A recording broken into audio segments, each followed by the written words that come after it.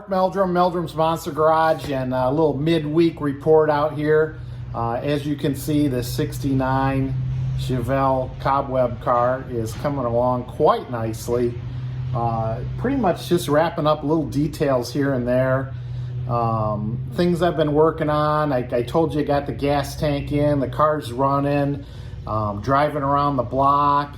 We got all our transmission leaks taken care of. We put a new pan on. We put a new seal on around the speedometer cable. So this thing isn't making a mess on my garage floor anymore, which is nice because it was leaking just about every orifice when it first came in here.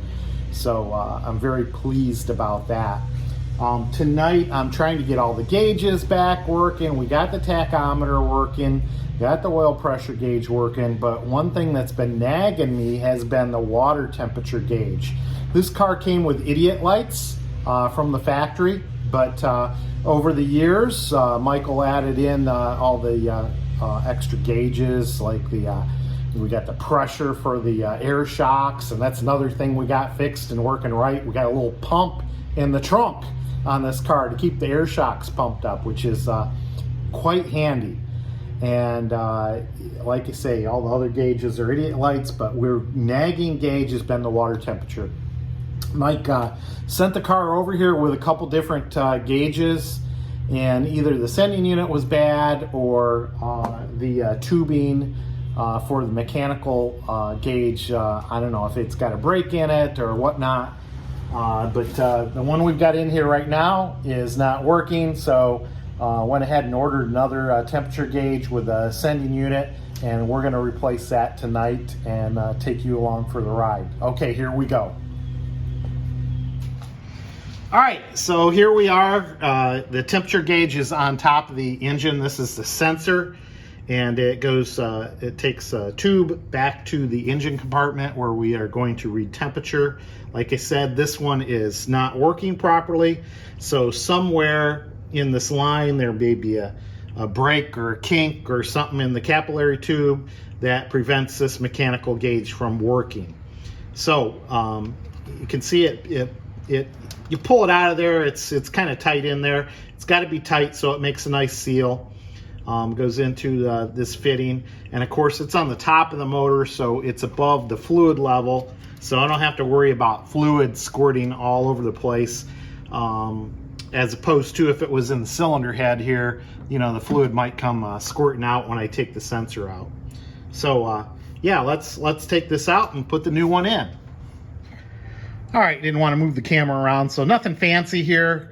You can see this is a small gauge, and we will mount it inside the engine compartment, and very gingerly we will uncoil this tube here, and then hopefully the sensor should be the same diameter, and it already has a you know, a fitting there that should be the same fitting to tighten up on there, and it's a face seal, so we don't have to worry about anything like this. So this is going to be nice and tight in the fitting, and this is a face seal, so it should all seal up. It's a nice brass fitting. It should just seal up just fine and dandy without having to worry about any type of sealant there. So okay. All right, so you can see the hole we're gonna go down into, and I've got my fitting here. Let me find the camera. Here's the fitting we are using that came in the kit with the new sensor, and I'm gonna use this Loctite thread sealant stick. Now I prefer thread sealant as opposed to Teflon tape for all my seals and engines.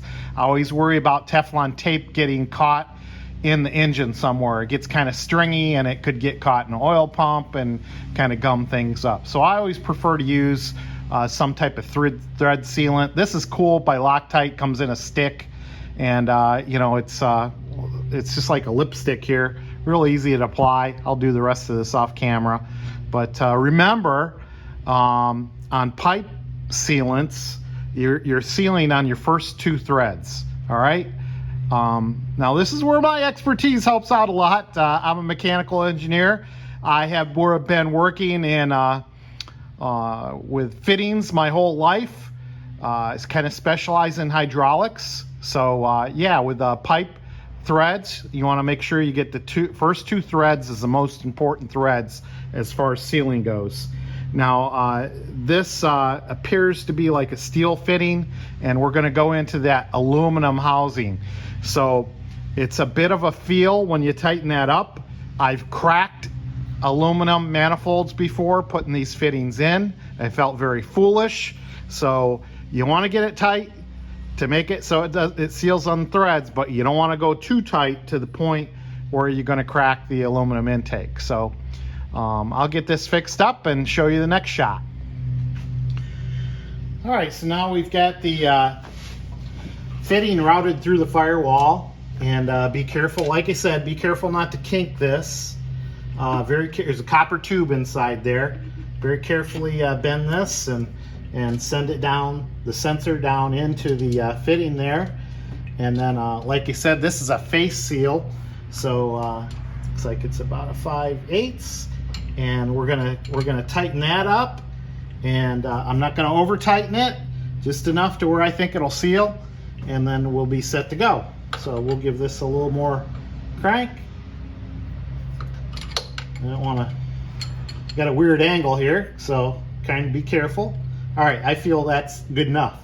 If it's leaking, hey, you always can tighten it a little bit more, but if you tighten it too much, you might run into problems. So we'll get this routed nicely so it's not hitting the carburetor or anything hot on the engine, and then we'll check it out to see if it works.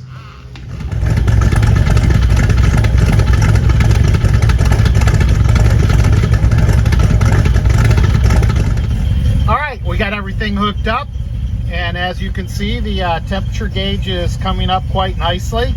Now, the reason I hooked this up like this is the way Mike had it back in 1974, and this is a day 2 car, so I'm doing it the way he had it. So you can see got the tachometer working, and I got the oil pressure. Whoops, press the horn. And you can see we've got some good oil pressure there. So yeah, we're all set. Getting up to 140 degrees. Been running for about 3 or 4 minutes, and hopefully it doesn't get too hot.